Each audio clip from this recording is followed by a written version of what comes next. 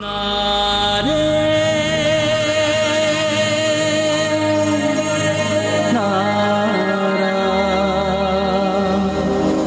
புருஷன் பேரு என்னம்மா?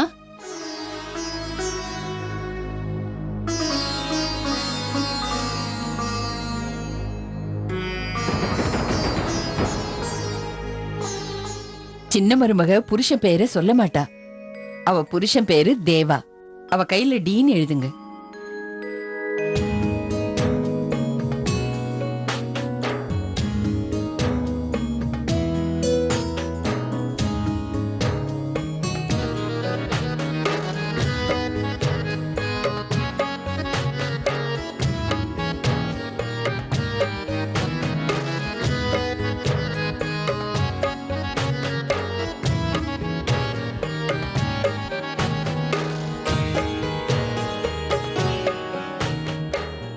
முடிஞ்சது.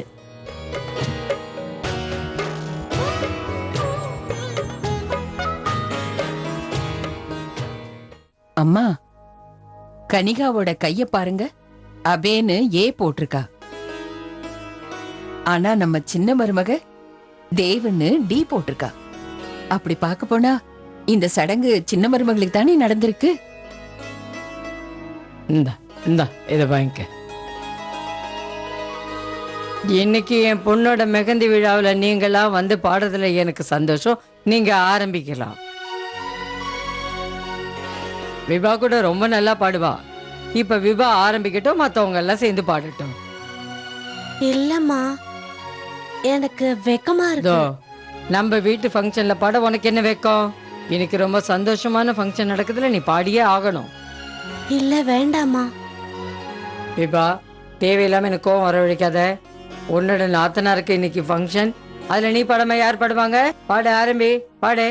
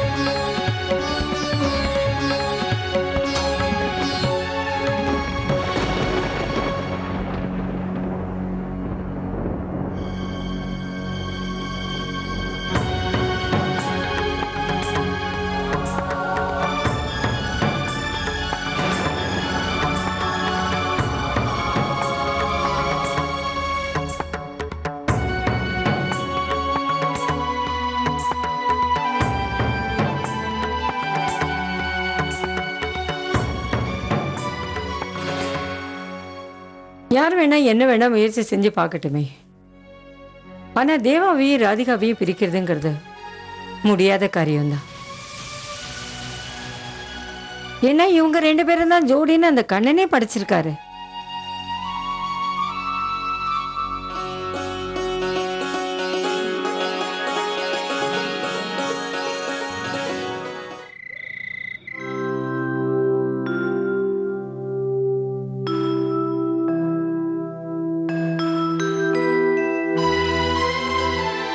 நீங்களா? இங்க வாங்க உட்காருங்க.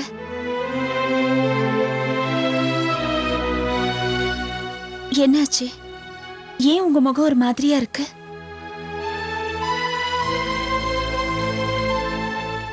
என்ன சொல்றதுன்னு எனக்கு புரியல. அதை எப்படி சொல்றது? எனக்குள்ள என்ன நடக்குதுன்னு எனக்கு புரியல ராதிகா.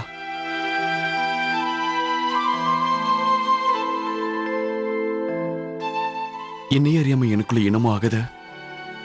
நீங்க எப்பெல்லாம் என் முன்னாடி வரீங்களோ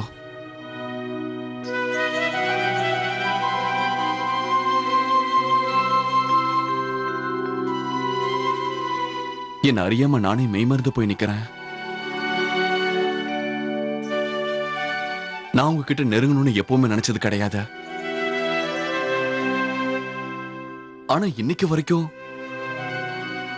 நீங்க என் பக்கத்துல வரதை என்னால தடுக்கவே முடியல. நீங்க என் மேல வச்சிருக்கிற நம்பிக்கையால நீங்க சொல்ற ஒவ்வொரு விஷயமும் உண்மையாயிட்டே இருக்க.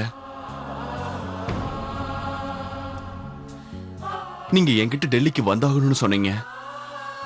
நானும் வந்தேன். இதுக்கு முன்னாடி நீங்க விரதம் இருந்தப்ப கூட நான் தான் அந்த விரதத்தை முடிச்சு வச்சேன். அதுவும் அப்படிதான் நடந்தது. இப்ப நீங்க என்ன சொல்றீங்கன்னா உங்க கல்யாணம் என் கூட தான் நடக்கும்ன்றீங்க. எனக்கு இது நினைச்சாலே ரொம்ப பயமா இருக்க.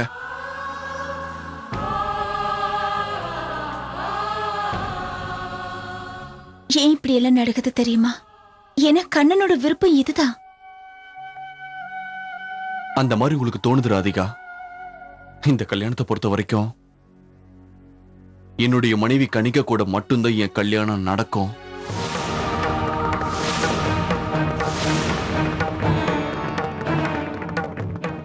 நான் இதுவரைக்கும் வேணும்னு எந்த வேலையுமே செஞ்சது கிடையாது.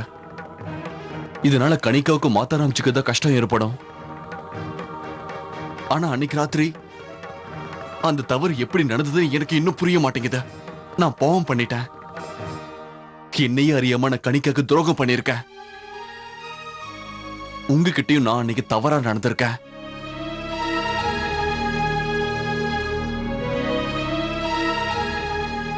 இந்த தவறுக்காக என்னையே நான் என்னைக்கு மன்னிக்கவே மாட்டேன். ஆனா நான் ஒரு வாக்கு உங்களுக்கு கண்டிப்பா தரேன். இதுக்கப்புறம் எப்பவுமே வாழ்நாள்ல இந்த தவறு நடக்காத.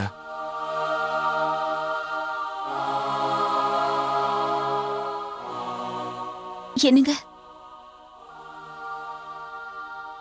நீங்க இவ்வளவு நேரம் சொன்னதெல்லாம் நான் பொறுமையா கேட்டுட்டு இருந்தேன். உங்களை திருப்பி ஒரு கேள்வி கூட கேட்கல. ஆனா நீங்க கிளம்புறதுக்கு முன்னாடி உங்ககிட்ட ஒரே ஒரு விஷயம் மட்டும் கேட்கணும். உங்க மனசுல நான் இல்லையா?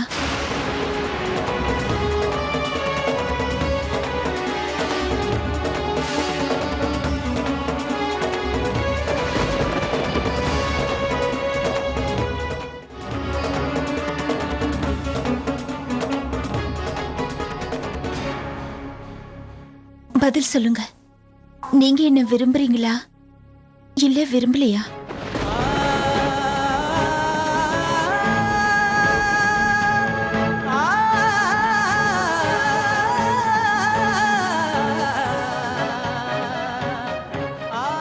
இந்த கல்யாணம் கணிக்க கூட மட்டும் நடக்காம இருந்திருந்தா உங்களோட இந்த கேள்விக்கு பதில் சுலபமா கிடைச்சிருக்கும்.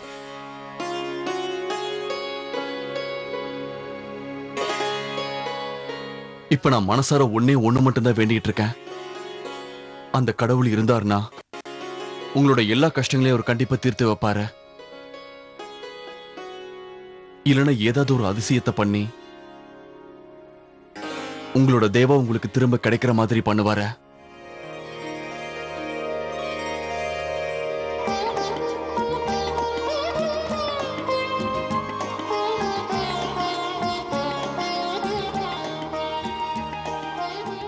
உங்க பிரார்த்தனை கண்டிப்பா வீண் போகாது. ஏன்னா நாளைக்கு நான் நினைச்சது நடக்கும். ஏன்னா என் கண்ணை நம்ம 2 பேரையும் ஒண்ணு சேர்த்து வைக்க போறாரு. மாப்பிள்ள தம்பி, விபா சீக்கிரம் கீழே இறங்கி வா. வரும்போது தேவையான பொருள் எல்லாம் எடுத்துட்டு வா.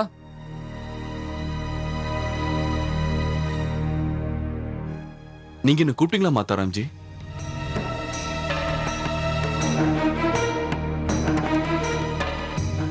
இதெல்லாம் என்ன? நாங்க எல்லாரும் இந்த வீட்டை விட்டு போக போறோம்.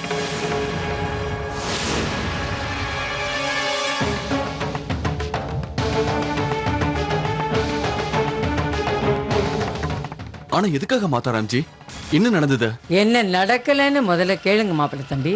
இதுக்கு மேல இன்னும் என்ன நடக்கணும்னு நினைக்கிறீங்க?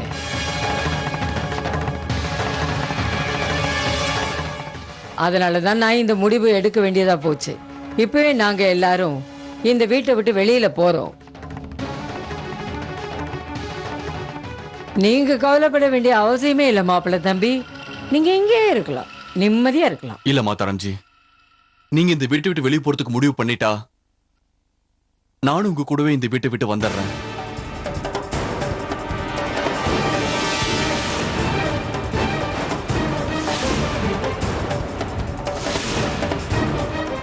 இல்ல இல்ல மாப்பிள்ள தம்பி, நீங்க வரணும்னு ஒன்றும் அவசியமே இல்லை. இப்ப கேள்விக்குறியா நிக்கிறது என்னோட பொண்ணு கனிகாவோட வாழ்க்கை தானே. இங்க நடக்கிற நாடகத்தெல்லாம் பார்த்து என் மனசு ரொம்பவே பாதிச்சிடுச்சு. நீங்க அப்பப்ப எனக்கு ஆறுதல் சொல்றீங்க, எல்லாமே சரியா போயிடுங்கிறீங்க, எதுவும் கனிகாவுக்கு ஆகாதுன்னு சொல்றீங்க. எனக்கு நம்பிக்கை இல்லை.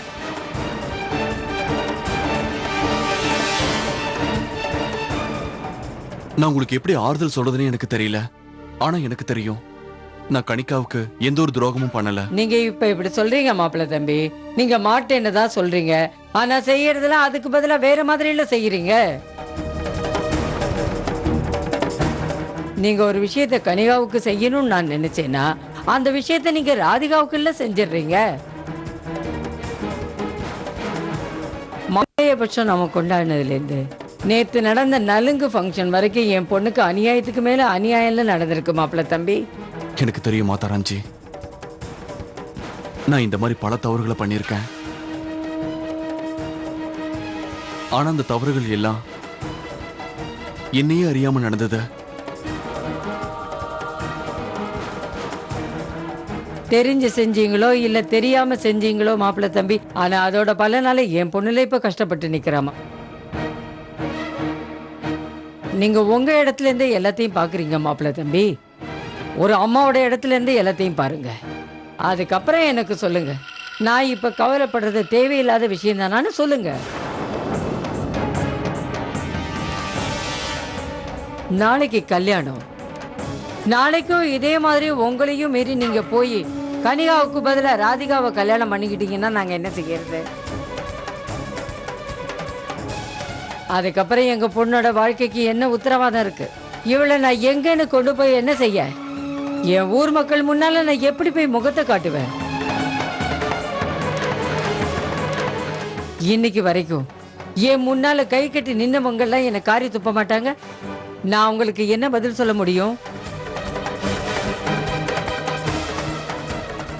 என்ன பதில் சொல்றது நீங்களே சொல்லுங்க.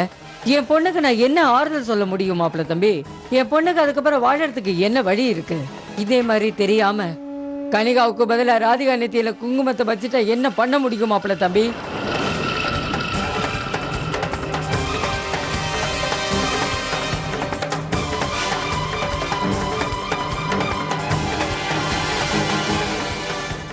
அந்த மாதிரி ஒரு நிலைமை வரவே வராது மாத்தாராம்ஜி.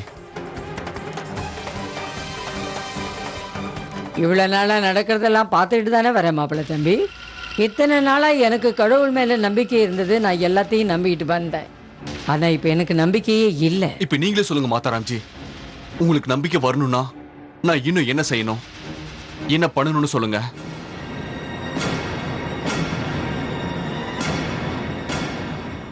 ஒரே ஒரு வழிதான் இருக்கு மாப்பிள்ள தம்பி. பேசாம நீங்க எங்களுக்கு எழுதி கொடுத்துருங்க. கண்டிப்பா நீங்க என் பொண்ணு கனிகாவை மட்டும்தான் கல்யாணம் பண்ணிப்பேன்னு எழுதி கொடுங்க.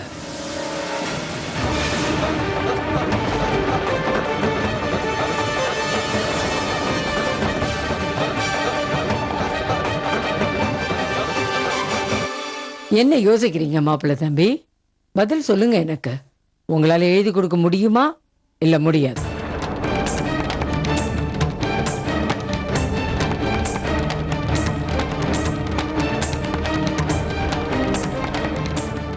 யோசிச்சுக்கிட்டே இருக்காதீங்க மாப்பிள்ளை தம்பி, பதில் சொல்லுங்க எனக்கு. சரிங்க மாதாராம்ஜி.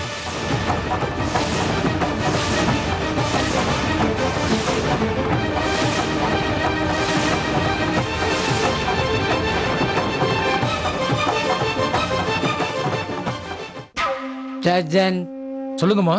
கொண்டு வா. சரி, கொண்டு வா விபா, கொண்டு வா. ஏன் நிக்கிற? ஐயோ, இது இல்ல, அந்த ஸ்டாம்ப் பேப்பர் எங்க? ஸ்லோ மோஷன் உள்ள இருக்கு. என்கிட்ட கொடுக்காத, அவர்கிட்ட கொடு.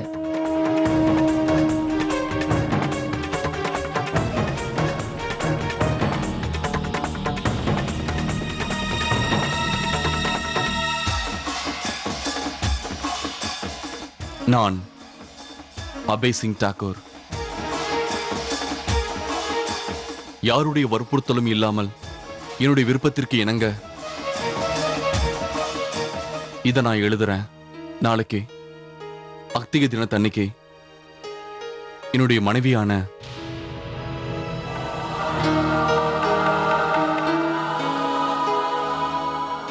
கணிக்க கழுத்துல தான் தாலி கட்டுவேன்.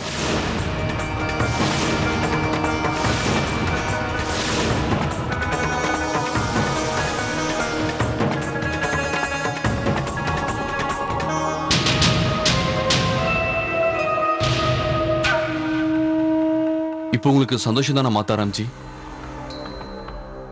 மாப்பிள்ளை தம்பி, நான் ரொம்ப சந்தோஷப்படணும்னா நீங்க இதுல வேற மாதிரி எழுதி கொடுக்கணும். அபய் சிங் தாக்கூருங்கிற பேருக்கு பதிலா தேவா மகா பண்டிதர்ங்கிற பேரை போடணும்.